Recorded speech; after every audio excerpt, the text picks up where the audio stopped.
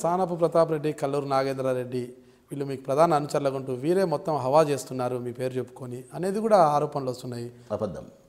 కల్లూరు నాగేంద్ర ఒక గ్రామానికి సంబంధించిన మాజీ సర్పంచ్, ప్రస్తుతం ఎంపీటీసీ.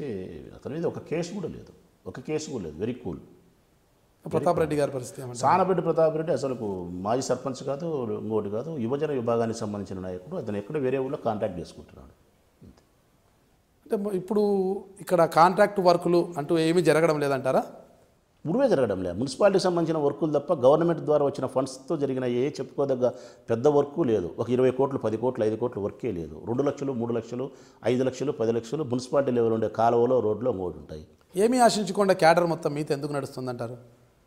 ఏమీ ఆశించకుండా అనేదానికంటే ఆశిస్తున్నారు వాళ్ళు. జగన్మోహన్ రెడ్డి ముఖ్యమంత్రి కావాలా, ప్రసాద్ రెడ్డి గారు మా ఎమ్మెల్యే గారు మళ్ళీ ఎమ్మెల్యే కావాలా, ఈ నియోజకవర్గాన్ని అభివృద్ధి చేయాలా, తద్వారా మేము కూడా కొంత అభివృద్ధి పదంలోకి రావాలని చెప్పి ఆశిస్తున్నారు. 2019 కోసం ఎదురు చూస్తున్నారు.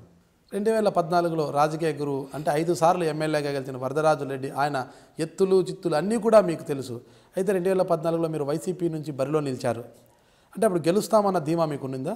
100% గెలుస్తామని ధీమా. ఎలా ఉండింది? అంటే 5 సార్లు ఆయనకు పట్టం కట్టిన ప్రజలు మరోసారి మీకెందుకు పట్టం కడతారనుకున్నారు?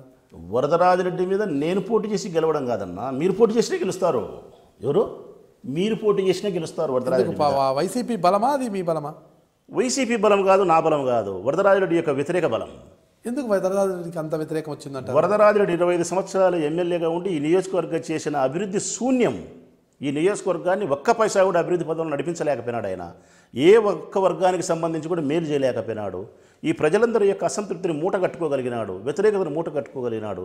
నేను గెలవడం కాదు, మీరు గెలుస్తారు. మీరు గెలవడం కాదు, నల్లయ్య, ఎల్లయ్య, పుల్లయ్య ఎవరైనా గెలుస్తారు. నేను గెలిచిన గెలుపు నా గొప్పతనం కాదు, వరద వ్యతిరేకతే ఆనాటి నా ఈ గెలుపు.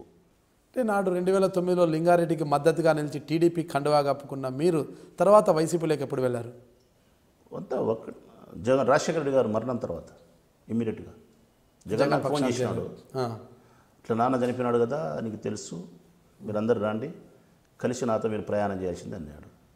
నన్ను నువ్వు రిక్వెస్ట్ చేయాల్సిన లేదు, నువ్వు ఆర్డర్ చేయని చెప్పిన నేను ఆ రోజు ఫోన్లో. అంటే నాటి విషయాలు ఏమి ఆయన ప్రశ్నించలేదు మిమ్మల్ని? ఆ రోజు చెప్పిపోయినా నేను జగన్ చెప్పిపోయినా. నేను రోజు కంటిన్యూస్గా నేను అంత ఫోన్లో కూడా మాట్లాడేవాడిని. నేను వరదాడి సపోర్ట్ చేసినప్పుడు నేను జగన్ గారితో మాట్లాడేవాడిని, నాతో మాట్లాడేవాళ్ళు. నా మీద అభిప్రాయం లేదు, క్వశ్చన్ లేదు. నాకు ఆయన ఫోన్ చేసినప్పుడు కూడా నాకు నువ్వు రిక్వెస్ట్గా చేయాల్సినది ఆర్డర్ వేయని చెప్పిన నేను. 2009లో కేవలం రాచమల్లు మద్దతుతోనే లింగారెడ్డి గెలిచారు. ఆ ఊపులోనే జిల్లా అధ్యక్ష పదవి కూడా ఇచ్చారు ఆయనకు. అలాంటి లింగారెడ్డికి 2014 ఎన్నికల్లో తెలుగుదేశం పార్టీ మొండి చేయి చూపింది, టికెట్ ఇవ్వలేదు. అప్పుడు అతను చాలా మనోవేదనకు కూడా గురయ్యాడు. అయితే 2009లో మీరు ఎలాగో లింగారెడ్డికి మద్దతు ఇచ్చారో అలాగే వరదరాజు రెడ్డికి టికెట్ ఇచ్చారు, నీకు టికెట్ ఇవ్వలేదు కదా, నాకు సపోర్ట్ చేయి మీరు లింగారెడ్డిని అడిగారా లేదా? అడగలే. ఎందుకు అడగలేదు? ఈ వర్గంలో ఈ పార్టీలోకి మరొక మనిషి, మరొక లీడర్ వచ్చి ఒక వరలో 2 కత్తులు ఇవ్వడం అనేది చాలా కష్టం. దానివల్ల నాకే సమస్యలు కాకుండా ఈ పార్టీలో ఉండే లీడర్లకు కూడా సమస్యలు అవుతుంది. కాబట్టి ఎప్పుడైనా ఎక్కడైనా ఏ ఇంటికైనా యజమాని ఒకడే ఉండాలా, ఏ నావకైనా నావ నడిపేవాడు ఒకడే ఉండాలా, ఏ పార్టీకైనా లీడర్ ఒకడే ఉండాలా. వరదరాజుడైనా, లింగారెడ్డైనా, ఇంకొకరైనా ఈ పార్టీలోకి వచ్చినా నేను వాళ్ళ పార్టీలో పోయినా కానీ ఒక వరలో 2 కత్తులు ఇవ్వడం ఈ సమస్యలు అవుతుంది. అందువల్ల ఆ లాభం వద్దు, తద్వారా వచ్చే సమస్యలు నాకొద్దు. అందుకే లింగారెడ్డిని అడగలేకపోయాను. అడిగితే ఏమనేవారో అని చూడాలన్న ఒక ఇది కూడా లేకపోయిందా మీకు? నేను వద్దని చెప్పిన మైసూరారెడ్డి గారికి. మైసూరారెడ్డి గారు నన్ను అడిగినారు, లింగారెడ్డి గారు మన పార్టీలోకి వస్తారు, మీరు తీసుకుంటారా ప్రసాద్ రెడ్డి అని అడిగినాడు. వద్దన్నా అని చెప్పిన. ఎందుకని అడిగినాడు? ఒక వరలో 2 కత్తులు ఉండవన్నా, ఈరోజు ఆయనను గౌరవిస్తాను నేను, ఆయన నన్ను గౌరవిస్తున్నాడు, ఈ సంబంధాలు కూడా చెడిపోతాయి, వద్దు, ఎవరెక్కడున్నా అక్కడ ఉండడమే మంచిది. నా పార్టీ, నేను, నా కార్యకర్తలు, నా నాయకులు చాలు, ఇబ్బంది లేదు. ఈ కార్యకర్తల బలముతో, ఈ నాయకుల బలముతో, రాజశేఖర రెడ్డి మీద ఉండే ప్రేమ బలముతో నేను ఈ పార్టీని ముందుకు తీసుకోగలుగుతా, గట్టెక్కించగలుగుతా.